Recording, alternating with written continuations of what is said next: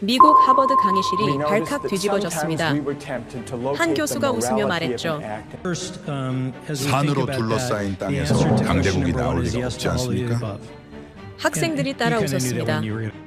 평야 3%, 산지 70%, 자원 0. 그는 그걸 근거로 논문을 썼습니다. 그러나 단 3년, 그 땅에서 나온 배가 세계 조선 1위, 그 땅에서 만든 무기가 세계 방산 9위, 그 땅에서 찍은 반도체가 시장 70%를 점령했습니다. 이후 학문이 멈췄고 데이터가 침묵했습니다. 이젠 누구도 그 옛 이론을 인용하지 않습니다. 작은 땅, 제한된 자원, 그러나 끝없는 진화. 지정학이 틀린 겁니까? 아니면 한국이 역사를 다시 쓴 겁니까? 지금부터 그 놀라운 현장 속으로 들어가 보시죠. 미국에서 날아온 충격적인 이야기. 바로 시작합니다. 그리고 지금 어디에서 시청하고 계신지 댓글로 남겨주세요. 여러분의 이야기도 듣고 싶습니다. 그 전에 잠깐 1초 만에 누를 수 있는 좋아요 버튼을 꾹 눌러주시면 영상 제작에 큰 힘이 됩니다. 그럼 바로 사연 시작하겠습니다. 2025년 저는 믿을 수 없는 장면들을 연이어 목격했습니다. 세계 탑 클래스 부자가 서울의 한 치킨집에서 삼성 부회장과 함께 맥주를 마시고 있었고, 같은 주에 트럼프 대통령은 한국을 핵잠수함 보유국으로 승인했습니다. 일주일 뒤에는 미국과 중국 그리고 수많은 각국 정상들이 만난 장소가 워싱턴도 베이징도 아닌 대한민국 경주였어요. 그런데 말입니다. 어떻게 이 모든 일이 말도 안 되는 조건의 나라에서 일어날 수 있었을까요? 평야 3%의 산지 70%라는 제 이론으로는 강대국이 될 수 없는 땅이었습니다. 저는 그때 깨달았어요. 제가 20년간 가르쳐온 모든 것이 충격적으로 틀렸다는 사실을 말이죠. 안녕하세요. 제 이름은 로멜로 리처드슨이라고 합니다. 하버드에서 지정학을 가르치고 있어요. 오늘 여러분께 고백하겠습니다. 한 나라가 제 20년 이론을 발칵 뒤집어 놓았다는 사실을요. 몇 달 전 수업이 있는 날이었어요. 강의실 문을 열고 들어서는 순간 수백 명의 학생들이 일제히 저를 바라봤습니다. 평소보다 2배는 많은 숫자였죠. 복도까지 학생들이 서 있었고 심지어 다른 과 교수들까지 몇 분 보였는데 제가 전 세계 학계를 뒤흔든 발표를 한다는 소문이 퍼진 모양이었습니다. 천천히 교단 위로 올라가 가방에서 노트북을 꺼냈어요. 그리고 첫 슬라이드를 띄웠죠. 화면에는 단 한 문장이 크게 떠올랐습니다. 나는 20년간 틀렸다. 강의실이 순간 정적에 휩싸였어요. 저는 학생들을 천천히 둘러보며 입을 열었습니다. 제가 세운 법칙은 간단했습니다. 지정학은 운명이라는 것이었죠. 넓은 평야를 가진 나라는 부강해지고 산으로 둘러싸인 나라는 가난해진다는 공식이었어요. 이 이론으로 저는 로마 제국의 흥망을 설명했고 몽골 제국의 확장을 예측했으며 대영 제국의 우위를 증명했습니다. 제 책은 15개 언어로 번역됐고 동료들은 제 이론을 지정학의 새로운 표준이라고 불렀죠. 그런데 2025년 모든 게 무너지기 시작했습니다. 앞자리에 앉은 엘리자베스가 조심스럽게 손을 들었어요. 교수님, 무엇이 틀렸다는 건가요? 저는 화면을 바꿨습니다. 서울 치킨집의 사진이 나타났죠. 여러분, 이 사진을 보십시오. 세계에서 가장 영향력 있는 기업인이 이 작은 가게에서 맥주를 마시고 있었습니다. 엔비디아라는 회사를 아시나요? 지금 전 세계 인공지능 혁명을 이끄는 기업이죠. 그 최고 경영자가 왜 이렇게까지 한국에 집착하는 걸까요? 뒤에 앉아있던 마이클이 대답했습니다. 반도체 때문이지 않냐고 물어봤고 저는 고개를 끄덕이며 맞다고 이야기했어요. 하지만 여기서 질문이 생깁니다. 어떻게 평야도 없고 자원도 없는 나라가 세계 반도체 시장의 70%를 장악했을까요? 모든 사람의 이론대로라면 절대 불가능한 일이었죠. 한반도 위성 지형도가 나타났는데 초록색과 갈색이 뒤섞인 울퉁불퉁한 땅이었습니다. 저는 학생들에게 이것이 바로 그 나라의 실체라고 이야기했고 평야 비율 3%에 산지 비율 70%라고 덧붙였어요. 그러자 학생들 사이에서 웅성거림이 일었습니다. 저는 레이저 포인터를 들어 산맥들을 하나하나 가리켰는데 한국은 어떻게 지금의 위치에 올랐냐고 엘리자베스가 다시 물었지만 저는 그 질문에 바로 답하지 않았어요. 대신 또 다른 슬라이드를 띄웠죠. 얼마 전 있었던 경주 정상회담 사진이었습니다. 일주일 뒤 전 세계 정상들이 모인 곳은 워싱턴도 베이징도 아니었어요. 바로 이 산으로 둘러싸인 작은 도시 경주였죠. 환경이 운명을 결정한다고 믿었지만 실제로는 인간이 환경을 극복할 수 있었던 거예요. 화면에는 오늘날 한국의 모습이 나타났는데 반도체 공장과 조선소, 방산 기업들의 사진이었습니다. 저는 자료를 펼치며 말했습니다. 화강암을 깨던 정밀함이 반도체가 되었고요. 계단식론을 만들던 시스템이 조선소가 되었으며 산을 넘던 끈기가 방산 기술로 이어졌죠. 이것은 우연이 아니었습니다. 저는 잠시 말을 멈추고 학생들을 둘러봤어요. 그들의 눈빛이 달라져 있었습니다. 회의에서 호기심으로, 불신에서 경외감으로 바뀌고 있었죠. 일주일이 지났습니다. 그 사이 제 이메일함은 학생들의 질문으로 가득 찼고 어떤 학생은 정말 한국이 맞느냐고 물었으며 또 어떤 학생은 교수님이 농담하시는 거 아니냐며 의심을 표했지만 저는 모든 메일에 같은 답을 보냈죠. 다음 강의에서 데이터로 증명하겠다고요. 강의실 문을 열고 들어서자 평소보다 훨씬 많은 학생들이 앉아 있었고 400명은 좋게 넘어 보였으며 다른 과학생들은 물론이고 인류대학답게 몇몇 교수들까지 뒷자리에 앉아 계셨는데 저는 가방을 내려놓으며 속으로 생각했습니다. 오늘 이후 이들의 세계관이 흔들릴 거라고요. 노트북을 켜고 프로젝터를 준비하는 동안 학생들은 숨을 죽이고 화면만 응시했고 저는 천천히 입을 열며 지난 시간 제가 평야 문명론을 뒤집은 나라가 한국이라고 말씀드렸던 거 기억하시냐고 물었죠. 학생들은 일제히 고개를 끄덕이며 노트를 펼쳤어요. 첫 번째 슬라이드를 띄우자 화면에는 아무런 설명도 없이 위성 지형도 하나만 떠올랐고 초록색과 갈색이 뒤섞인 이상한 모양의 반도가 나타나며 학생들은 고개를 갸우뚱하며 그 지도를 자세히 들여다봤습니다. 화면이 클로즈업 되자 학생들 사이에서 탄성이 터져나왔고 반도 전체가 주름진 천처럼 굴곡투성이었으며 평평한 땅을 찾는 게 오히려 어려워 보였는데 저는 첫 번째 데이터를 공개하며 이 나라의 평야 비율은 전체 국토의 3%에 불과하다고 말했습니다. 앞자리에 앉은 한 학생이 눈을 크게 뜨더니 충격을 받은 표정으로 3%요라고 되물었고 그럼 나머지 97%는 뭐냐고 물었으며 저는 다음 슬라이드로 넘어가 화면의 산지 비율 그래프를 띄웠습니다. 이 나라의 산지 비율은 70%라고 설명하며 비교를 위해 옆에 유럽과 중국의 평균 산지 비율을 함께 띄웠고 유럽은 25%에 중국은 33%였지만 이 나라는 대륙 평균의 무려 3배에 달하는 산지를 가지고 있었던 거죠. 뒷자리에서 한 남학생이 손을 들며 의아하다는 표정으로 그 정도 산지라면 농업 생산량이 형편없었을 텐데 어떻게 인구를 유지했느냐고 물었고 저는 잠시 말을 멈추며 그 학생을 바라보고는 좋은 질문이라고 답하며 그 부분은 다른 이유가 있었다고 말했습니다. 하지만 먼저 이 땅이 얼마나 가혹한지부터 보여드려야겠다고 덧붙이며 세 번째 슬라이드를 띄우자 더 충격적인 사실이 공개됐는데 이 나라의 집안은 대부분 화강암으로 이루어져 있다고 설명했고 학생들은 화강암이 뭐가 문제냐는 표정을 지었죠.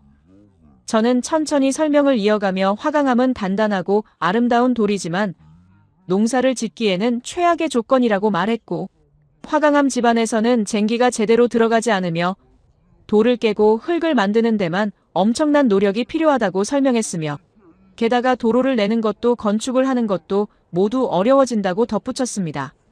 학생들의 얼굴에 당혹감이 번지는 게 명백하게 보였고 앞자리에 금발 여학생이 손을 들며 조심스럽게 교수님 그럼 이렇게 열악한 조건에서 어떻게 문명이 발전할 수 있었느냐고 물었으며 저는 그녀를 보며 미소를 지으며 바로 그게 핵심이라고 답했죠.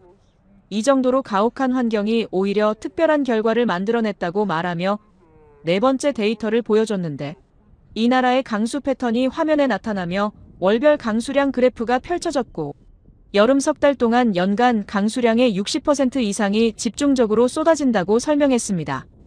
중간쯤 앉은 한 학생이 고개를 갸우뚱하며 비가 많으면 좋은 거 아니냐고 물었고 저는 고개를 저으며 문제는 집중폭우라고 답하며 짧은 시간에 엄청난 양의 비가 쏟아지면 홍수가 나고 토양이 유실되며 농작물이 망가진다고 설명했으며 게다가 겨울에는 영하 20도까지 떨어지는 혹한이 찾아온다고 덧붙였죠. 학생들의 표정이 점점 어두워지는 게 보였고 뒷자리에 앉은 교수 한 분이 손을 들며 리처드슨 교수님, 그럼 그 나라는 어떻게 생존했습니까? 섣불리 판단하긴 어렵지 않겠습니까? 라고 질문을 던졌으며 저는 그분을 향해 고개를 숙이고 명백하게 동의한다며 그래서 오늘은 데이터만 보여드리겠다고 답했습니다. 5번째 슬라이드를 띄우자 화면에는 고대 운송수단인 마차와 수레의 그림이 나타났고 저는 학생들에게 평야 문명에서 마차와 수레가 얼마나 중요한지 아느냐고 물었으며 학생들은 고개를 끄덕이며 물자 운송과 군대 이동 그리고 무역의 핵심이라고 답했죠. 저는 레이저 포인터로 화면을 가리키며 하지만 이 나라에서는 마차와 수레가 거의 쓸모없었다고 말했고 산악지역에서는 바퀴가 달린 운송수단을 사용할 수 없었으며 앞자리 여학생이 놀란 표정으로 그럼 어떻게 물건을 옮겼느냐고 물었고 저는 등짐이라고 답했습니다. 사람이 직접 짊어지고 산을 넘었다고 설명하며 때로는 소나 말에 짐을 실었지만 그마저도 험한 산길에서는 한계가 있었다고 덧붙이자 학생들 사이에서 한숨 소리가 새어나왔고 저는 잠시 말을 멈추고 물을 한 모금 마시며 학생들의 얼굴을 둘러봤는데 모두 충격에 빠진 표정이었습니다. 저는 천천히 입을 열며 여러분 지금까지 제가 설명한 조건들을 종합해보라고 말했고 평야 3%의 산지 70%, 화강암 집안의 집중폭우, 혹한, 그리고 마차조차 쓸 수 없는 땅이라고 나열하며 게임 자체가 불공평한 조건이었던 거라고 강조했죠. 중간쯤 앉은 한 학생이 떨리는 목소리로 교수님 솔직히 그런 곳에서 문명이 발전했다는 게 믿기지 않는다고 말했고 저는 쓸쓸하게 웃으며 저도 처음엔 그렇게 생각했다고 고백했으며 하지만 데이터는 거짓말을 하지 않는다고 덧붙였습니다. 그때 뒷자리에서 한 학생이 큰 소리로 교수님 혹시 주변국들과 비교한 자료도 있느냐고 물었고 저는 고개를 끄덕이며 좋은 질문이라고 답하며 새로운 슬라이드를 띄웠는데 동아시아 주요 국가들의 지형 비교표가 나타났습니다. 중국은 평야 비율이 12%에 일본은 13%였지만 한국은 단 3%였고 이런 건 제 20년 연구 경력에서 처음 보는 수치였으며 앞자리 금발 여학생이 다시 손을 들며 그럼 한국은 주변국들보다 훨씬 불리한 조건이었다는 말씀이냐고 물었죠. 저는 천천히 고개를 끄덕이며 확실하게 그렇다고 답했고 수싸움으로만 보면 한국은 질 수밖에 없는 조건이었다고 설명했으며 하지만 여기서 이상한 일이 벌어진다고 말하며 마지막 슬라이드를 띄울 시간이 왔다고 예고했습니다. 저는 마우스 위에 손을 올려놓고 잠시 망설였고 이제 그 말도 안 되는 반전을 보여줄 순간이었으며 학생들은 숨을 죽이고 화면만 응시하고 있었는데 저는 깊게 숨을 들이마시고 클릭하자 화면에 큰 글씨로 2개의 숫자가 떠올랐습니다. 518년 강의실이 순간 정적에 휩싸였고 몇 초간 아무도 말하지 않았으며 그러다 갑자기 여기저기서 웅성거림이 터져나왔고 저는 조용히 기다리며 학생들의 반응이 충분히 나올 때까지 서 있었죠. 앞자리 학생이 놀란 목소리로 교수님 이게 무슨 뜻이냐고 물었고 저는 천천히 설명을 시작하며 이것은 한국조선 왕조가 지속된 기간입니다. 518년 동안 단일 왕조가 유지됐다고 말했으며 뒷자리에서 한 교수가 감탄하며 본 순간 깨달았지만 이것은 세계 최장 기록 아니냐고 말했습니다.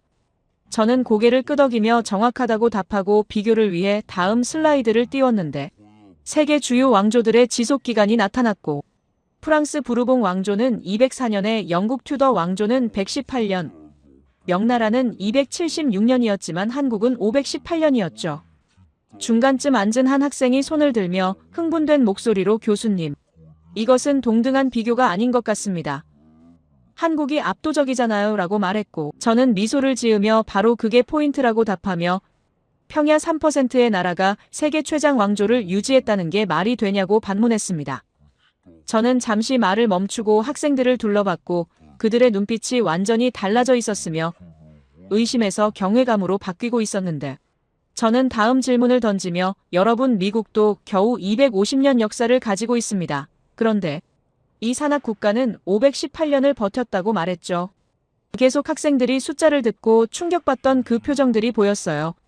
다음 자료를 띄웠고 화면에는 13세기 몽골 제국의 영토 지도가 나타났으며 유라시아 대륙을 가로지르는 거대한 붉은색 영역이 펼쳐지는 순간 강의실 전체가 숨을 죽였는데 저는 학생들에게 질문을 던지며 여러분 몽골 제국이 정복하지 못한 지역이 어디인지 아느냐고 물었습니다.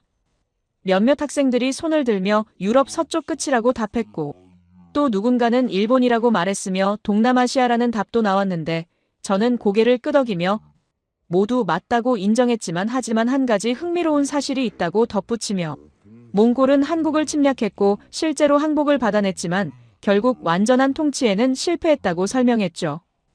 다음 슬라이드로 넘어가자 한반도의 산맥 구조도가 화면에 가득 찼고 백두대간이라는 거대한 산줄기가 반도를 관통하고 있었으며 저는 레이저 포인터로 그 산줄기를 천천히 따라가며 설명을 시작했는데 이 산맥은 북쪽에서 남쪽까지 1400km 이상 이어지며 아시아에서 가장 견고한 자연 방벽을 형성하고 있다고 말했습니다. 앞자리에 앉은 한 학생이 질문을 던지며 그 정도 길이면 알프스 산맥과 비슷한 규모가 아니냐고 물었고 저는 잠시 생각하며 길이는 비슷하지만 성격은 완전히 다르다고 답했으며 알프스는 산들이 흩어져 있지만 백두대간은 하나의 거대한 뼈대처럼 연결되어 있다고 설명했고 오늘날까지도 지정학 리스크를 관리하는 핵심 요소가 되고 있다고 덧붙였죠.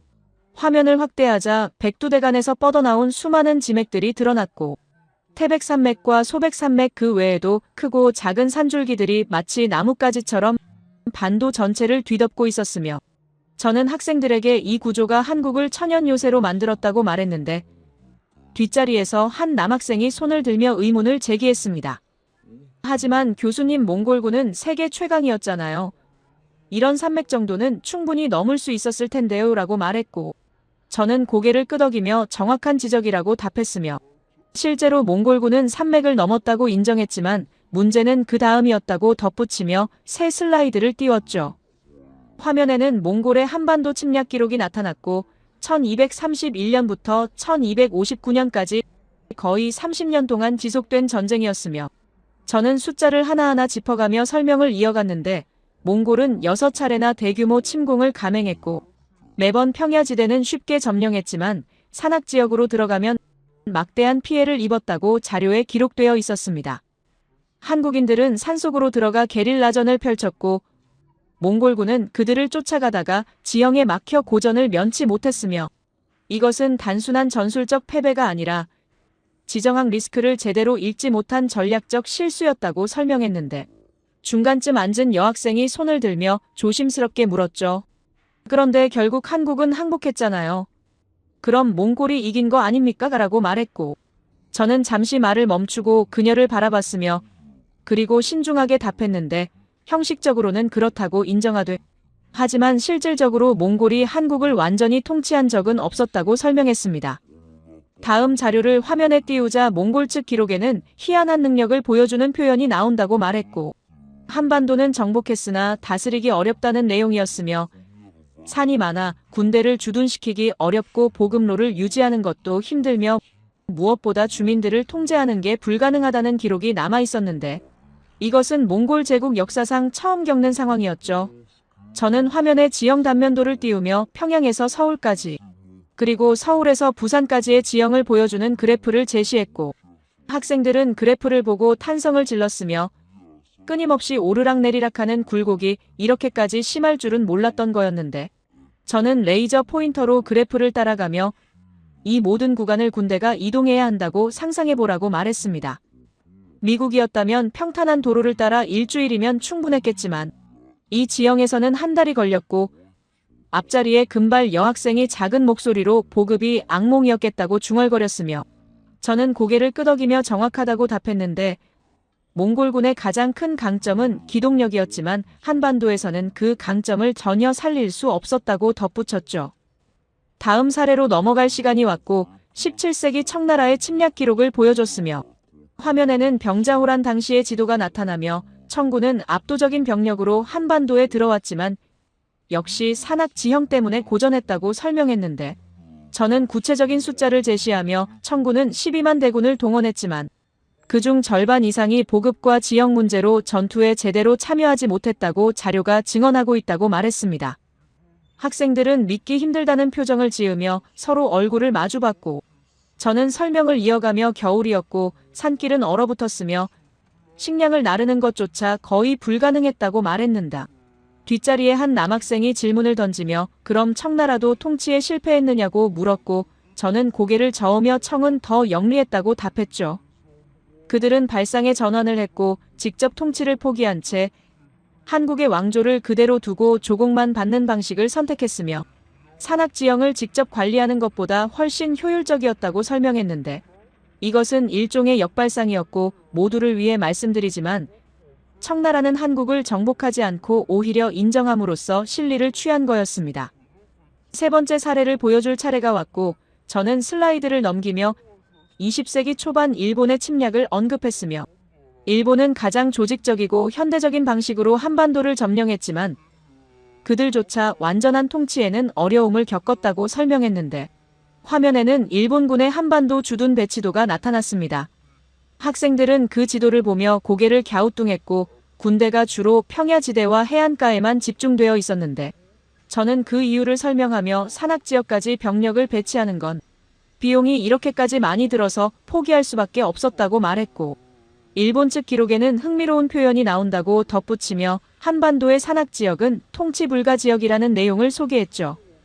실제로 독립군들은 이 산악지역을 근거지로 삼아 끊임없이 저항했고 일본군은 그들을 완전히 소탕하지 못했으며 이것은 전 세계 제국주의 역사에서도 유례가 드문 사례였다고 자료가 증명하고 있었는데 저는 잠시 말을 멈추고 학생들을 둘러봤습니다. 그들의 표정이 심각해져 있었고 저는 천천히 입을 열며 정리를 시작했는데 여러분 지금까지 세 가지 사례를 봤다고 말하며 13세기 몽골과 17세기 청 그리고 20세기 일본을 나열했고 이들의 공통점이 뭔지 아느냐고 물었으며 중간쯤 앉은 한 학생이 조심스럽게 모두 당대 최강국이었다는 점이라고 답했죠. 저는 고개를 끄덕이며 맞다고 인정했고 그리고 모두 한반도를 정복했지만 완전한 통치에는 실패했다고 덧붙이며 이유는 단 하나 지형이었다고 간조했는데 미국 정부도 아직 이 사실을 제대로 이해하지 못하고 있다고 생각했고 새로운 슬라이드를 띄우자 유라시아 대륙의 주요 반도들이 화면에 나타났습니다. 이탈리아 반도와 발칸 반도, 인도차이나 반도 그리고 한반도가 나란히 놓였고 저는 각 반도의 지형 특징을 비교하며 다른 반도들은 상대적으로 평탄했지만 한반도만 유독 험준했다고 설명했으며 앞자리에 한 학생이 손을 들며 질문을 던졌는데 교수님 그럼 한반도는 세계에서 가장 방어하기 좋은 지형인 건가요? 라고 물었죠.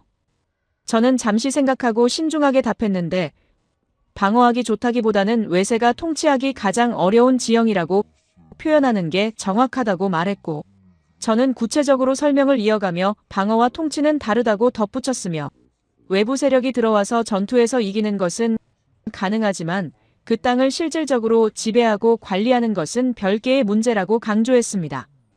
한반도는 후자가 거의 불가능한 구조였고 어쩌면 이것이 518년 왕조를 가능하게 만든 핵심이었으며 뒷자리에서 한 남학생이 반박하듯 말했는데 하지만 교수님 그건 단순히 지형 때문만은 아니지 않습니까?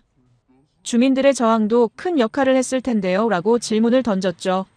저는 그 학생을 똑바로 바라보며 훌륭한 지적이라고 답했고 그리고 새로운 관점을 제시하며 바로 그게 핵심이라고 말했으며 지형이 주민들에게 저항할 수 있는 공간을 제공했다고 설명했는데 평야지대였다면 외세의 감시망에서 벗어날 곳이 없었겠지만 산악지대는 달랐고 산은 피난처이자 저항기지이자 생존의 터전이었다고 덧붙였습니다.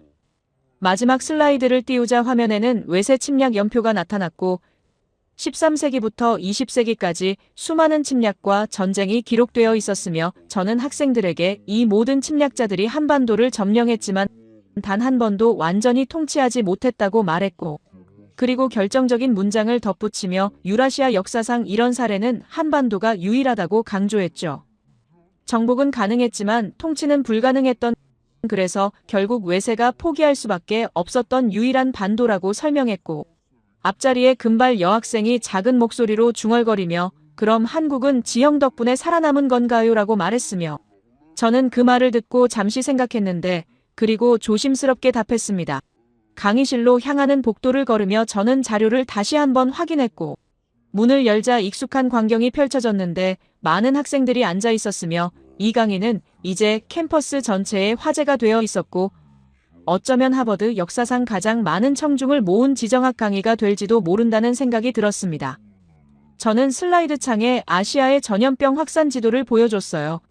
중국과 인도, 중동 지역이 붉은색으로 표시되어 있었고 저는 레이저 포인터로 각 지역을 가리키며 전염병은 인구 밀집 지역을 따라 퍼졌다고 설명했으며 무역로를 타고 군대를 따라 끊임없이 확산되었다고 덧붙였는데 앞자리에 앉은 한 학생이 손을 들며 교수님 그럼 한국도 전염병 피해가 컸겠네요. 주변국들과 교류가 있었을 테니까요 라고 말했습니다. 저는 잠시 멈추고 의미심장한 표정으로 답했는데 그게 바로 오늘의 주제라고 말했고 세 번째 슬라이드를 띄우자 화면에는 동아시아 국가별 전염병 발생도 그래프가 나타났으며 중국과 일본, 베트남 그리고 한국의 데이터가 차례로 나열되어 있었는데 학생들은 그래프를 보고 놀란 표정을 지었습니다. 한국의 막대가 유난히 낮았거든요. 뒷자리에서 한 남학생이 큰 소리로 이건 기록이 부족해서 그런 거 아니냐고 질문을 던졌고 저는 고개를 저으며 좋은 의심이라고 답했지만 한국은 세계에서 가장 꼼꼼한 역사 기록을 남긴 나라 중 하나라고 설명했으며 조선왕조실록이라는 472년간의 일일 기록이 존재한다고 덧붙였죠. 저는 구체적인 사례를 보여주며 18세기 중국에서 대규모 전염병이 발생했을 때의 기록을 화면에 띄웠고 중국에서는 수십만 명이 사망했지만 한국에서는 국경 지역에만 소규모로 발생했다가 곧 사라졌다고 기록되어 있었으며 학생들은 믿기 힘들다는 표정으로 화면을 응시했는데 저는 질문을 던졌습니다. 왜 이런 차이가 생겼을까요? 학생들은 서로 얼굴을 마주보며 웅성거렸고 누군가는 기후 차이라고 말했으며 누군가는 인구 밀도가 낮아서라고 추측했는데 저는 고개를 끄덕이며 부분적으로 맞다고 인정했지만 근본적인 이유는 따로 있다고 덧붙이며 다음 슬라이드를 띄웠고 화면에는 한반도의 지질 구조도가 나타났습니다. 저는 화강암 지층을 확대하며 설명을 시작했는데 여러분 지난 시간에 한국이 화강암 집안이라고 했던 거 기억하시죠? 라고 물었고 학생들은 고개를 끄덕였으며 저는 계속해서 말을 이어갔는데 화강암은 농사 짓기에는 최악이지만 물을 정화하는 데는 최고의 조건이라고 설명했고 화강암층을 통과한 지하수는 자연적으로 여과된다고 강조했습니다. 학생들 사이에서 작은 탄성이 터져나왔고 저는 화면에 지하수 정화 과정을 보여주는 도표를 띄웠는데 빗물이 땅속으로 스며들고 화강암 틈새를 통과하면서 불순물이 걸러지며 최종적으로 깨끗한 물이 샘으로 솟아나는 과정이 시각화되어 있었고 저는 레이저 포인터로 각 단계를 짚어가며 이것은 자연이 만든 정수 시스템이라고 설명했죠. 앞자리에 금발 여학생이 손을 들며 그럼 한국 사람들은 깨끗한 물을 마셨다는 건가요? 라고 물었고 저는 고개를 끄덕이며 정확히 말하면 자연이 알아서 물을 정화해줬다고 답했으며 다른 나라들이 물을 끌기거나 우물을 파느라 고생할 때 한국에서는 화강암이 그 일을 대신했다고 설명했는데 이건 말도 안 되는 행운이었지만 동시에 지형의 필연이기도 했죠. 중간쯤 앉은 한 학생이 질문을 던지며 하지만 교수님 깨끗한 물만으로는 전염병을 완전히 막을 수 없지 않습니까? 라고 말했고 저는 미소를 지으며 정확한 지적이라고 답했는데 그래서 두 번째 요소가 있다고 말하며 새로운 슬라이드를 띄웠고 화면에는 한반도의 기후 그래프가 나타났습니다. 여름과 겨울의 온도 차이가 극명하게 드러났고 여름에는 30도를 넘고 겨울에는 영하 20도까지 떨어지는 그래프였으며 저는 학생들에게 물었죠. 이런 극단적인 기온 차이가 무엇을 의미하는지 아십니까? 학생들은 고개를 갸우뚱했고 저는 천천히 설명을 시작했는데 매년 겨울 한반도는 거대한 냉동고가 된다고 말했습니다. 그런데 말입니다.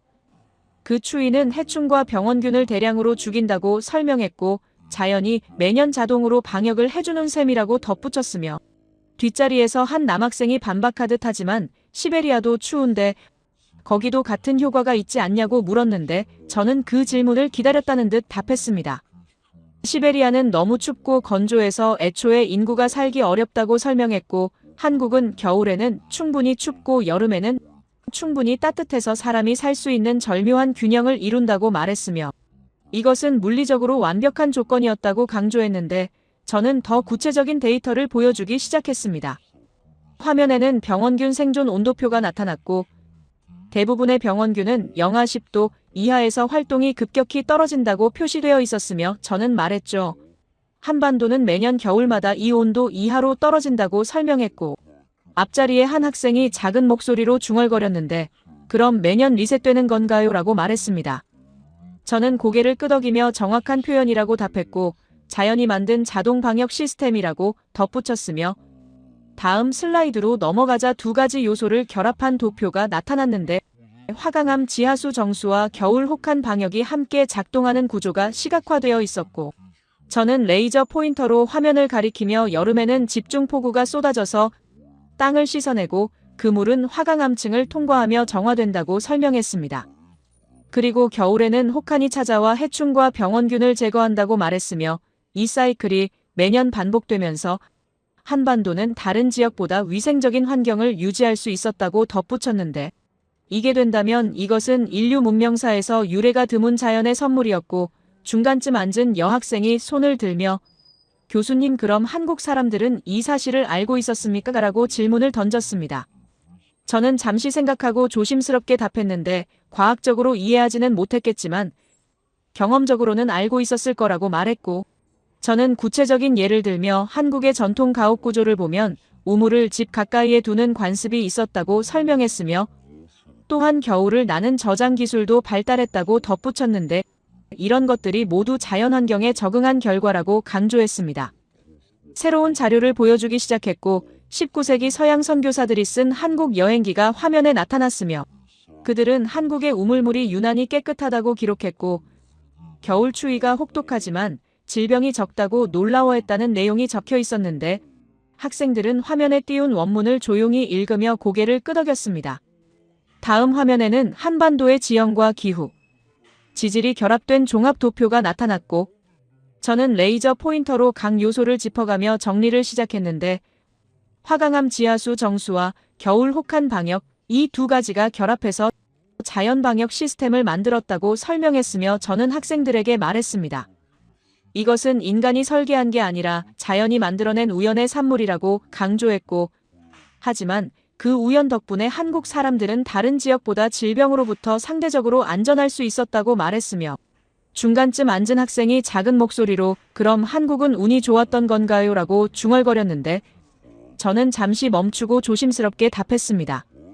운이라고 하기에는 너무 가혹한 조건들이 많았다고 말했고 하지만 그 가혹한 조건들이 오히려 생존에 유리한 측면도 만들어냈다고 설명했으며 저는 다음 시간을 예고하기 시작했는데 이제 한국 사람들이 이런 환경에서 어떻게 살아남았는지 구체적으로 보겠다고 말했고 농업기술과 저장 방법, 공동체 시스템까지 생존의 기술을 하나하나 살펴보겠다고 덧붙였습니다. 종이 울렸고 학생들은 천천히 자리에서 일어났지만 여전히 화면을 돌아보며 속삭였으며 자연방역 시스템이라는 개념이 그들에게 큰 충격을 준 것 같았는데 저 역시 이 사실을 처음 알았을 때 며칠간 잠을 이루지 못했던 기억이 떠올랐고 강의실을 나서며 저는 화장실로 향했습니다. 수도꼭지를 틀고 물을 받으면서 생각했는데 유럽의 이 깨끗한 수돗물은 현대기술의 산물이지만 한국에서는 1000년 전에도 화강암이 그 역할을 했던 거라고 깨달았고 자연이 만든 정수기였던 것이며 우리는 이 평야에서 문명을 일으켰지만 때로는 전염병으로 수백만 명이 죽었던 반면 산과 화강암과 혹한이 만든 땅에서는 사람들이 다른 방식으로 살아남았던 거죠. 어쩌면 그게 더 현명한 생존이었을지도 모른다는 생각이 들었고 비교 대상을 찾기 어려운 독특한 사례였으며 저는 연구실로 돌아가 다음 강의 준비를 시작했는데 학생들에게 보여줄 것이 아직 많이 남아있었고 한국의 생존 시스템이 얼마나 정교했는지 증명해야 했으며 518년 왕조가 우연이 아니었다는 것을 확실하게 보여줘야 했습니다.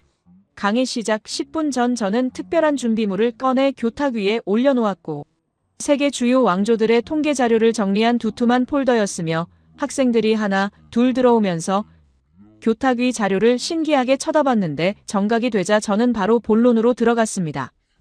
여러분 518년이라는 숫자를 기억하시죠? 라고 물었고 학생들은 일제히 고개를 끄덕이며 노트를 펼쳤는데 저는 첫 번째 슬라이드를 띄우며 오늘은 이 숫자가 왜 중요한지 그리고 이것이 우연인지 필연인지를 밝히겠다고 말했고 화면에는 커다란 숫자 하나가 떠올랐습니다. 518년 그리고 그 아래 작은 글씨로 세계 최장 단일 왕조 기록이라는 설명이 붙어 있었고, 저는 칠판 앞으로 걸어가 분필을 집어들며 학생들에게 말했는데, 이 숫자를 제대로 이해하려면 비교 대상이 필요하다고 설명했으며 다음 슬라이드를 띄우자 세계 주요 왕조들의 지속기간 비교표가 나타났습니다. 프랑스 부르봉 왕조 204년에 영국 튜더 왕조 118년, 명나라 276년, 청나라 268년이 차례로 표시되었고, 그리고 맨 위에 조선 왕조 518년이 압도적으로 길게 뻗어 있었는데 앞자리에 한 학생이 즉각 손을 들며 반박했습니다. 하지만 교수님 긴 게 무조건 좋은 건 아니잖아요. 정체되어 있었을 수도 있고요 라고 말했고, 저는 예상했던 질문이라 미소를 지으며 훌륭한 지적이라고 답했는데 바로 그 부분을 오늘 다루겠다고 말하며 다음 화면으로 넘어갔고 유럽 왕조들의 평균 지속 기간이 나타났습니다. 80년 학생들은 놀란 표정을 지었고 저는 설명을 시작했는데 유럽에서는 전쟁과 혁명, 계승 분쟁 때문에 왕조가 자주 바뀌었다고 말했으며 평균적으로 3대를 넘기기 어려웠다고 덧붙였는데 중간쯤 앉은 여학생이 손을 들며 그럼 조선은 왜 그렇게 오래 지속된 건가요? 라고 질문했고 저는 잠시 말을 멈췄습니다. 바로 그게 오늘의 핵심 질문이라고 답하며 그리고 지난 몇 주간 배운 모든 것이 여기서 연결된다고 말했는데 첫 번째 요인부터 차근차근 풀어나가기 시작했고 화면에는 다시 한반도의 산악 지형이 나타났으며 저는 레이저 포인터로 백두대간을 따라 내려가며 이 지형이 외부 침략을 막아줬다고 설명했습니다. 외세가 정복할 수는 있어도 통치할 수 없었기 때문에 내부 왕조가 유지될 수 있었다고 말했고 뒷자리에 한 남학생이 질문을 던지며 하지만 몽골과 청나라는 조선을 굴복시켰지 않습니까? 라고 물었는데 저는 고개를 끄덕이며 맞다고 답했지만 그들은 조선 왕조를 폐지하지 않았다고 설명했습니다. 오히려 왕조를 그대로 두고 조공만 받는 방식을 택했고 왜 그랬을까요? 라고 반문했으며 저는 답을 제시하며 산악지형을 직접 통치하는 비용이 너무 컸기 때문이라고 말했는데 차라리 기존 왕조를 유지하고 명목상 복종만 받는 게 훨씬 효율적이었다고 설명했고 역사적으로 이것은 매우 특이한 사례였다고 간주했죠. 두 번째 요인으로 넘어가며 화면에는 지난 시간 배운 공동체 시스템들이 나타났고 두레와 푸마시 환국 제도가 차례로 나열되었으며 저는 말했는데 이 시스템들이 사회를 안정시켰다고 설명했고 백성들이 굶어 죽지 않으니 대규모 반란이 적었다고 덧붙였습니다. 앞자리에 금발 여학생이 손을 들며 그런 반란이 아예 없었나요? 라고 물었고 저는 고개를 저으며 물론 반란은 있었다고 답했지만 유럽이나 중국처럼 왕조를 무너뜨릴 정도의 대규모 반란은 드물었다고 설명했으며 구체적인 데이터를 보여주기 시작했는데 화면에는 중국 명나라 시기 주요 반란 횟수와 조선 시기 반란 횟수를 비교한 그래프가 나타났습니다. 명나라는 276년간 대규모 반란이 47건이었지만 조선은 518년간 13건이었고 학생들은 그래프를 보고 놀란 표정을 지었으며 저는 설명을 이어갔는데 환국제도가 흉년에 대비하는 안전판 역할을 했다고 말했고 완벽하지는 않았지만 백성들이 집단으로 굶어 죽는 상황은 막을 수 있었다고 설명했습니다. 중간쯤 앉은 한 학생이 중얼거리며 일종의 사회 안정장치였네요 라고 말했고 저는 고개를 끄덕이며 세 번째 요인을 제시하기 시작했는데 유교 이데올로기였고 화면에는 조선의 신분제도와 교육 시스템이 나타났으며 저는 조심스럽게 설명을 시작했습니다. 이것은 현대 관점에서 보면 불평등하고 억압적인 체제였지만 당시로서는 사회를 유지하는 강력한 틀이었다고 말했고 뒷자리에서 한 학생이 반박하듯 말했는데 그럼 억압이 오래 지속된 이유라는 건가요? 라고 물었으며 저는 그 질문에 신중하게 답했습니다. 억압이라는 단어보다는 위계 질서라고 표현하는 게 더 정확하다고 말했고 모두가 자기 위치를 알고 있었으며 그 질서를 깨는 것이 용납되지 않았다고 설명했는데 앞자리에 한 학생이 손을 들며 하지만 그런 체제는 혁명을 부르지 않습니까? 프랑스 혁명처럼요라고 질문을 던졌고 저는 고개를 끄덕였습니다. 유럽에서는 그랬다고 답하며 하지만 한국에서는 달랐다고 말했고 차이점을 설명하기 시작했는데 유럽은 평야지대라 사람들이 모이기 쉬웠고 정보가 빠르게 퍼졌으며 대규모 집결이 가능했지만 한국은 산악지대라 마을마다 고립되어 있었고 대규모 봉기를 조직하기 어려웠다고 설명했습니다. 화면에는 조선시대 마을 분포도가 나타났고 산맥을 따라 마을들이 띄엄띄엄 흩어져 있었으며 저는 레이저 포인터로 마을들 사이의 거리를 가리키며 이 마을에서 저 마을까지 가려면 산 하나를 넘어야 했다고 말했고 혁명을 일으키려면 먼저 산을 넘어야 했던 거라고 덧붙였는데 중간쯤 앉은 여학생이 작은 목소리로 지영이 또 등장하네요라고 중얼거렸습니다. 저는 미소를 지으며 정확하다고 답했고 모든 것이 결국 지영으로 돌아간다고 말했으며 네 번째 요인을 제시할 차례였는데 자연방역 시스템이었고 화면에는 지난 시간 배운 화강암 지하수와 겨울 혹한 방역 자료가 다시 나타났으며 저는 설명을 시작했습니다.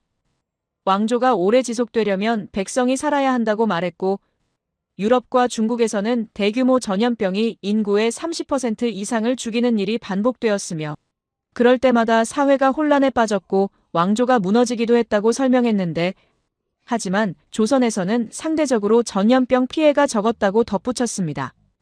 뒷자리에 한 남학생이 질문을 던지며 그럼 조선은 운이 좋았던 건가요? 라고 물었고 저는 잠시 생각하며 운이라기보다는 지형과 기후가 만든 환경적 이점이었다고 답했는데 이제 모든 요인을 종합할 시간이 왔고 화면에는 4가지 요인이 동시에 나타났습니다.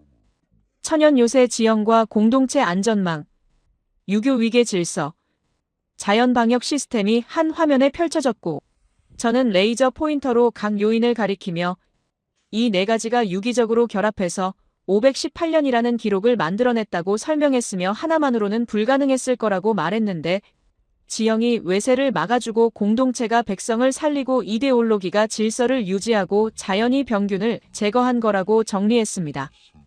앞자리에 금발 여학생이 조용히 물었고 교수님 그럼 조선은 완벽한 왕조였습니까? 라고 질문을 던졌는데 저는 고개를 저으며 절대 아니라고 답했고 부패도 있었고 당쟁도 심했으며 백성의 고통도 컸다고 솔직히 말했지만 하지만 저는 덧붙였습니다. 완벽하지 않았지만 오래 지속되었다는 사실 자체가 중요하다고 강조했고 유럽의 왕조들이 평균 80년을 버티지 못했을 때 조선은 518년을 유지했다는 게 의미하는 바가 크다고 설명했으며 마지막 화면을 띄우자 세계 왕조 지속기간 순위표가 나타났습니다. 1위 조선 518년에 2위 에티오피아 솔로몬 왕조 296년, 3위 명나라 276년 순이었고 저는 학생들에게 말했는데 이것은 우연이 아니라고 강조했으며 평야가 3%밖에 없는 땅에서 화강암으로 뒤덮인 땅에서 폭한과 폭우가 반복되는 땅에서 이런 기록을 세웠다는 것은 누가 봐도 특별한 사례라고 설명했습니다. 학생들은 조용히 화면을 바라봤고 저는 천천히 말을 이었는데 이 모든 악조건이 오히려 왕조를 오래 유지시키는 조건이 되었다고 말했으며 중간쯤 앉은 한 학생이 중얼거리며 역설이네요 라고 말했는데 저는 그 단어가 완벽하다고 생각했고 정확히 역설이라고 답했습니다. 쉬는 시간이 지나고 앞 다투어 자리를 차지하며 웅성거렸는데 알고 보니 뉴스 기사를 보고 있었어요.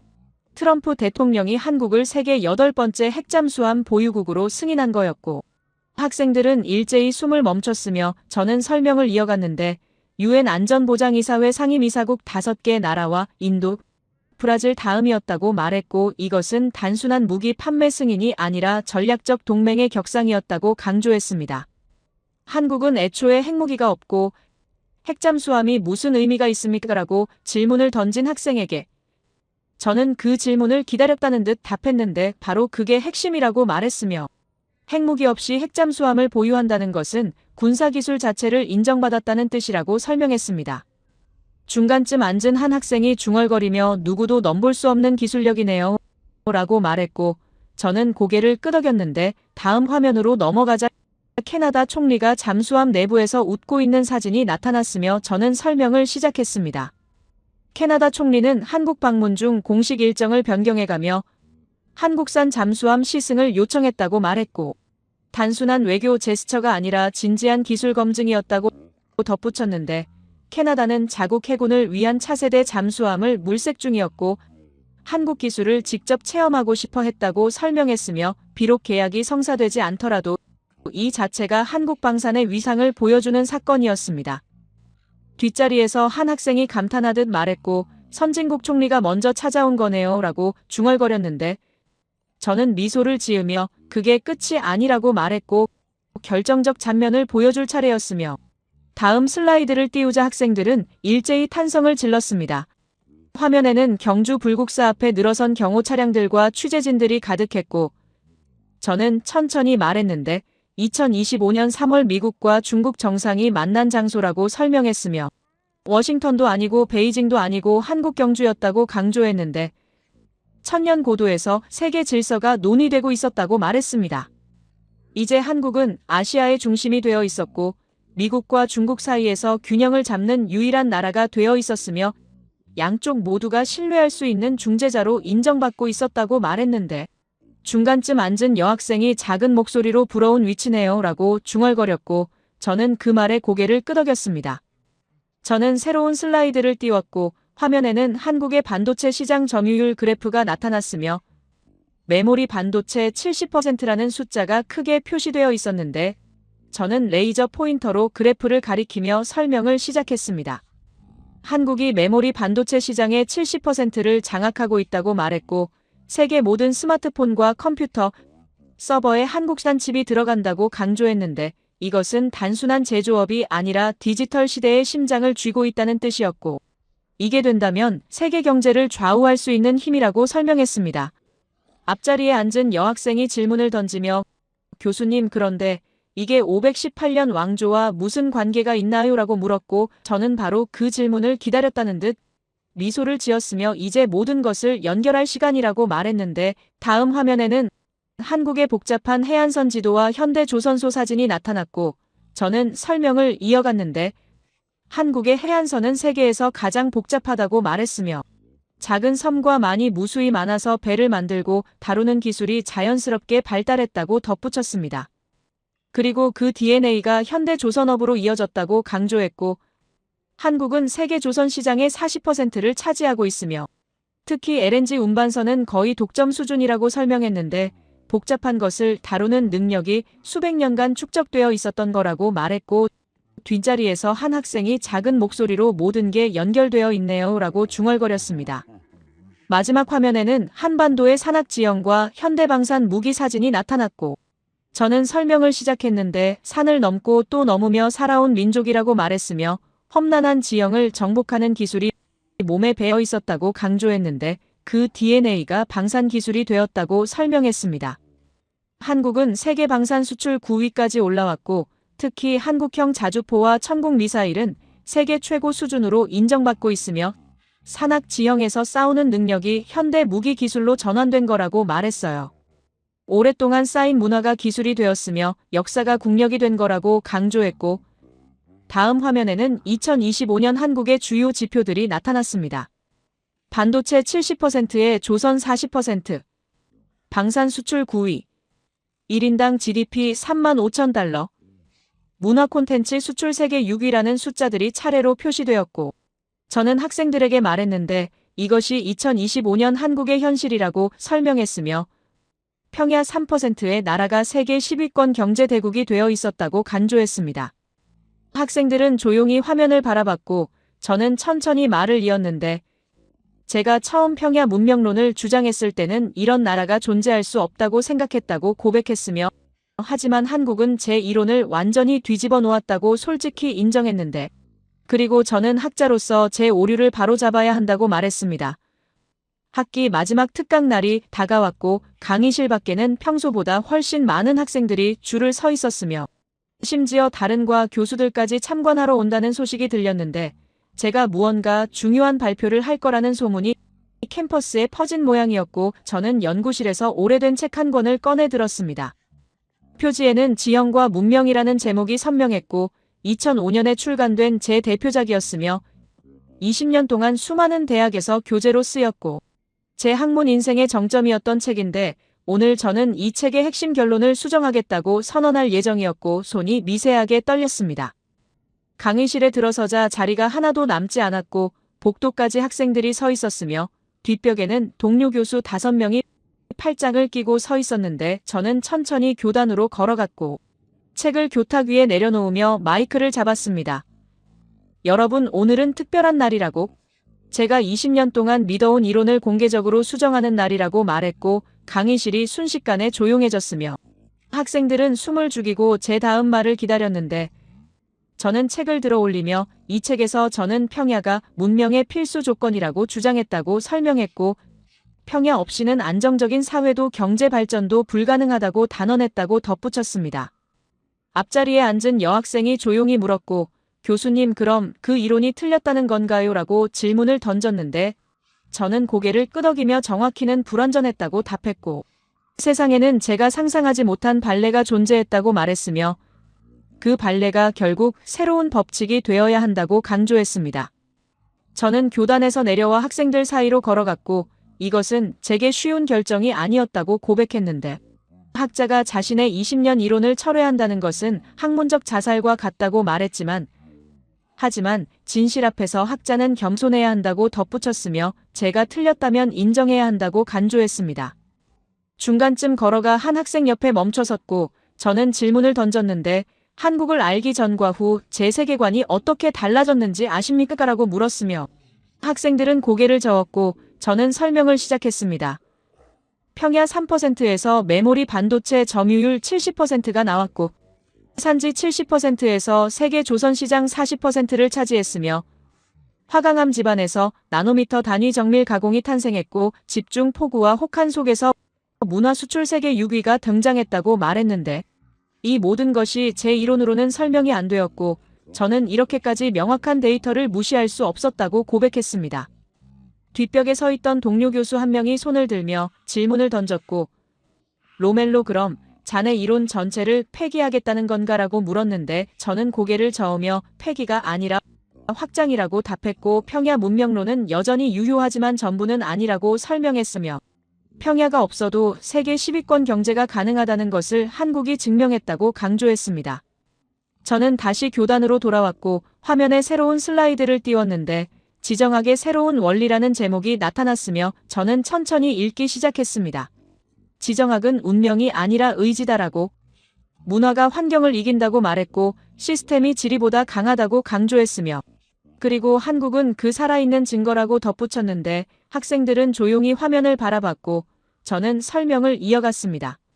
오늘날 우리는 한국을 통해 새로운 가능성을 목격하고 있다고 젠슨 황이 서울 치킨집에서 맥주를 따르는 장면과 미국 대통령이 핵잠수함을 승인하는 순간 미중 정상이 경주에서 만나는 역사적 회담까지 모든 것이 한국이 더 이상 변방이 아니라는 증거였다고 말했는데 앞자리에 금발 여학생이 손을 들며 교수님, 그럼 한국은 예외인 건가요?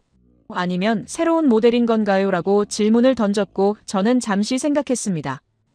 예외라고 부르기에는 너무 명확한 패턴이 있다고 답했고 새로운 모델이라고 부르는 게 더 정확하다고 말했으며 환경의 제약을 문화와 기술로 극복한 모델이라고 설명했는데 아시아에서 이런 사례는 전례가 없었고 세계적으로도 유례가 드물었다고 강조했습니다.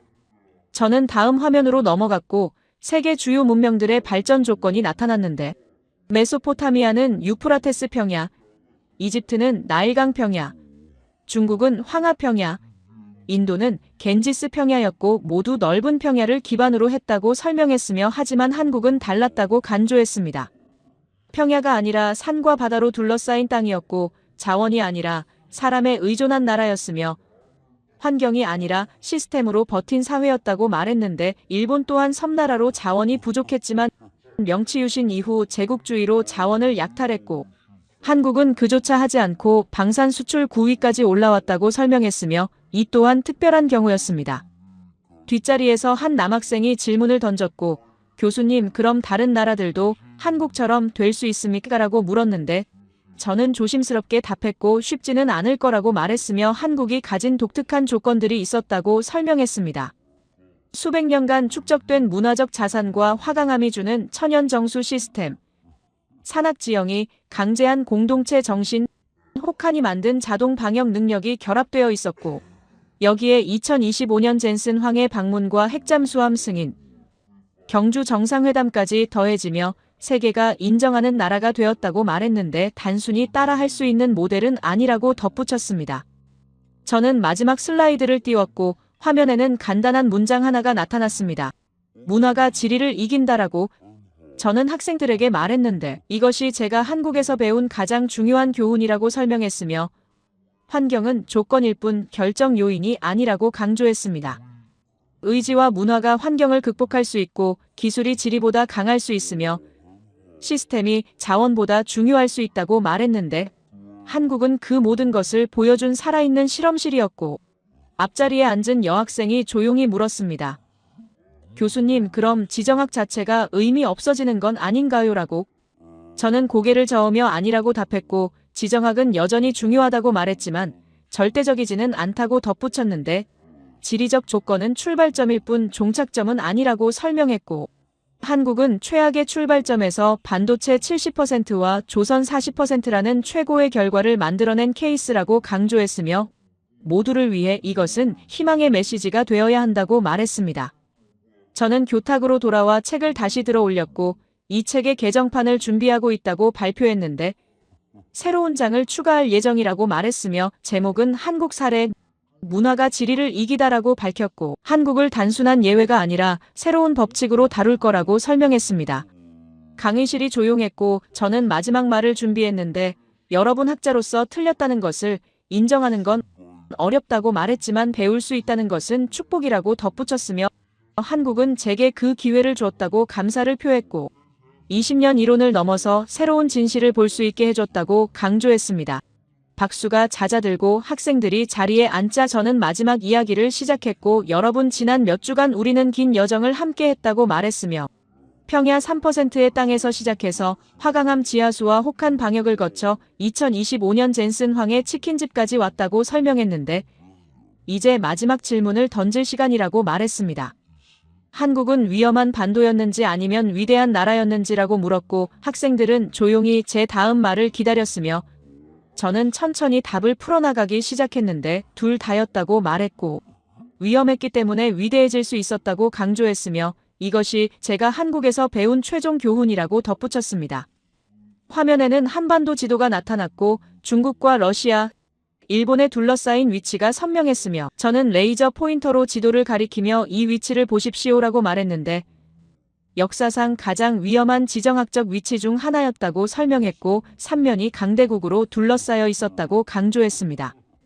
몽골 제국이 30년간 공격했고 청나라가 2번이나 침략했으며 일본이 35년간 지배했다고 말했는데 이 모든 위기 속에서 살아남았다는 것 자체가 기적이었고 앞자리에 금발 여학생이 손을 들며 교수님 그럼 단순히 운이 좋았던 건가요? 라고 질문을 던졌으며 저는 고개를 저었습니다. 운이 아니라 전략이었다고 답했고 산악지형을 최대한 활용했으며 외세를 완전히 몰아낼 수는 없었지만 통치는 불가능하게 만들었다고 설명했는데 화강암 지하수로 전염병을 막았고 혹한으로 자동 방역 시스템을 갖췄으며 공동체 시스템으로 사회를 유지했다고 말했으며 발칵 뒤집힐 만한 악조건이 오히려 생존 무기가 된 거였습니다. 저는 다음 화면으로 넘어갔고 2025년 한국의 주요 지표들이 나타났는데 1인당 국내 총생산 35,000달러의 메모리 반도체 점유율 70%, 조선시장 점유율 40%, 방산 수출 순위 9위가 차례로 표시되었고 저는 학생들에게 말했습니다. 이것이 위험한 반도가 만들어낸 결과라고 설명했고 위험했기 때문에 정밀해져야 했으며 고립되었기 때문에 기술을 개발해야 했고 자원이 없었기 때문에 사람에 투자해야 했다고 간조했는데 모든 약점이 강점으로 전환된 거였고 뒷자리에 한 남학생이 감탄하듯 충격적이네요 라고 중얼거렸습니다. 저는 설명을 이어갔고 젠슨 황이 서울 치킨집을 찾은 이유를 아십니까? 라고 물었으며 단순한 친선 방문이 아니라 필요 때문이었다고 답했는데 엔비디아의 최첨단 인공지능 칩은 삼성과 SK 하이닉스의 고대역폭 메모리 없이는 작동할 수 없었고 세계 7위 부자가 직접 찾아와야 할 만큼 한국 기술이 누구도 넘볼 수 없는 수준이 된 거였습니다. 미국 대통령이 핵잠수함을 승인한 이유도 마찬가지였다고 말했고 한국의 잠수함 기술이 세계 최고 수준이었으며 소음이 적고 성능이 우수해서 캐나다 총리까지 직접 시승을 요청했다고 설명했는데 이것은 단순한 무기가 아니라 산을 넘고 바다를 건너며 축적된 정밀 기술의 결정체였다고 강조했습니다.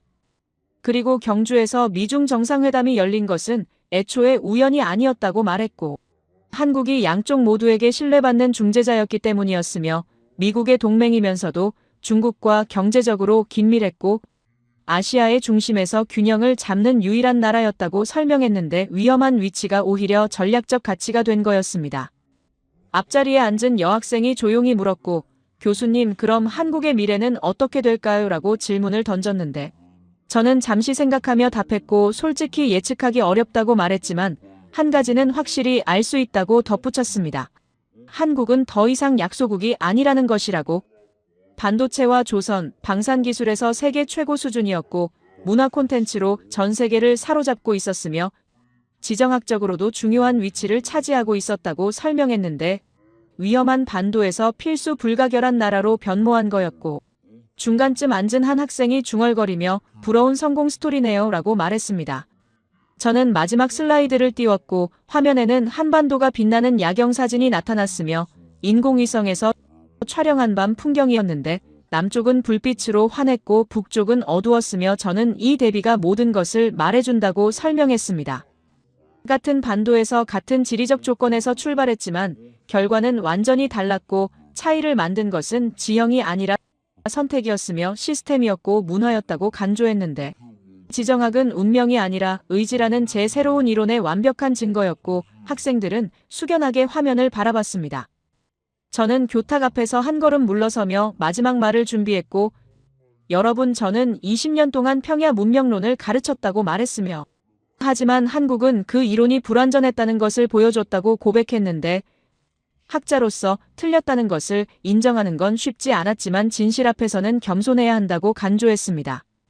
한국은 제게 새로운 눈을 열어줬고 환경을 극복할 수 있다는 것을 가르쳐줬으며 문화가 지리보다 강할 수 있다는 것을 증명해줬다고 말했는데 이것은 단순히 한국만의 이야기가 아니라 모두를 위해 희망의 메시지가 되어야 한다고 덧붙였고 평야가 없어도 자원이 없어도 의지가 있다면 가능하다는 교훈이라고 설명했습니다. 뒷벽에 서 있던 동료 교수가 다시 박수를 치기 시작했고 학생들이 모두 일어서며 따라 박수를 쳤는데 저는 그 순간 깨달았습니다. 한국은 전설이 되었다는 것을 위험한 반도에서 위대한 나라로 변신한 전설이었고 평야 3%에서 세계 10위권 경제를 만들어낸 전설이었으며 화강암과 혹한 속에서 첨단 기술 강국이 된 전설이라는 것을 저는 학생들을 바라보며 천천히 말했고 제 강의는 여기서 끝이지만 한국의 이야기는 계속될 거라고 말했으며 2025년은 시작일 뿐이고 앞으로 더 많은 놀라운 일들이 벌어질 거라고 예측했는데 세계는 한국을 주목하고 있었고 평야 없는 문명이 어디까지 갈 수 있는지 지켜보고 있었습니다. 마지막으로 저는 책을 집어들며 말했고 이 책은 이제 역사가 될 거라고 설명했으며 새로운 책에서는 한국을 중심에 놓을 거라고 약속했는데 예외가 아니라 새로운 모델로 새로운 가능성으로 새로운 희망으로 다룰 거라고 강조했고 학생들은 다시 한번 박수를 보냈습니다. 강의실을 나서며 저는 뒤돌아봤고 500명이 넘는 학생들이 서서 박수를 치고 있었으며 그 순간 저는 확신했습니다. 제가 한국에서 배운 교훈이 다음 세대에게 전달될 거라는 것을 그리고 평야 중심의 낡은 이론은 이제 역사 속으로 사라질 거라는 것을 복도를 걸으며 저는 창밖을 바라봤고 하버드 캠퍼스에 봄이 오고 있었으며 나무들이 새싹을 틀고 있었는데 저는 문득 생각했습니다. 한국도 지금 새로운 봄을 맞이하고 있을 거라고 2025년 세계가 인정한 봄이었고 젠슨 황과 미국 대통령, 미중 정상이 함께 만든 봄이었으며 수백 년 인내의 결실이 맺어지는 봄이라고 연구실에 돌아와 책상에 앉았고 컴퓨터를 켜서 새로운 문서를 열었으며 제목을 입력하기 시작했습니다. 한국 사례 문화가 지리를 이기다라고 이것이 제 다음 책의 시작이 될 거였고 20년 이론을 수정하는 용기의 결과물이 될 거였으며 한국이 제게 가르쳐준 진실의 기록이 될 거였습니다. 창밖으로 해가 지고 있었고 캠퍼스에 노을이 물들었으며 저는 키보드 앞에 손을 올려놓고 첫 문장을 쓰기 시작했는데 한국은 불가능을 가능으로 바꾼 나라다라고 타이핑했고 평야 없이 문명을 일궜고 자원 없이 강국이 되었으며 고립 속에서 세계와 연결되었다고 써내려갔습니다. 제 이야기를 들어주셔서 감사합니다. 모두 안녕히 계세요. 오늘의 사연 어떻게 들으셨나요? 우린 가끔 너무 익숙한 현실 속에 있어서 스스로가 얼마나 대단한 곳에 살고 있는지 잊고 지내는 것 같습니다. 누군가는 여전히 한국을 작다고 말하지만 그 자금 안에는 수많은 사람들의 땀과 끈기, 그리고 포기하지 않는 의지가 숨어 있죠. 언젠가부터 불가능이라는 말이 이 땅에서는 통하지 않게 됐다는 걸 오늘 이야기가 다시 한번 보여준 것 같습니다. 산과 바위로 가득한 땅에서도 길을 내고 자원 하나 없는 나라에서 기술을 만들어내며 누가 뭐래도 우리 스스로의 손으로 역사를 새로 쓰고 있다는 사실. 그건 어쩌면 수치나 순위보다 더 값진 변화일지도 모릅니다. 힘이란 단순히 크기에서 나오는 게 아니라 지치지 않는 마음에서 비롯된다는 걸 오늘 다시 느끼게 되네요. 앞으로도 이 나라가 어디까지 갈 수 있을지 우린 아직 그 끝을 본 적이 없다는 게 참 놀랍습니다. 여러분의 생각은 어떠신가요? 아래 댓글에 남겨주세요. 그리고 감동적인 사연을 주변 사람들과 공유하고 함께 이야기 나눠보세요. 마지막으로 1초밖에 걸리지 않는 구독과 좋아요, 알림 설정은 영상 제작에 큰 힘이 됩니다. 지금까지 감동을 담아 여러분께 진심을 전하는 감동담기였습니다. 오늘 하루도 행복한 하루 보내세요.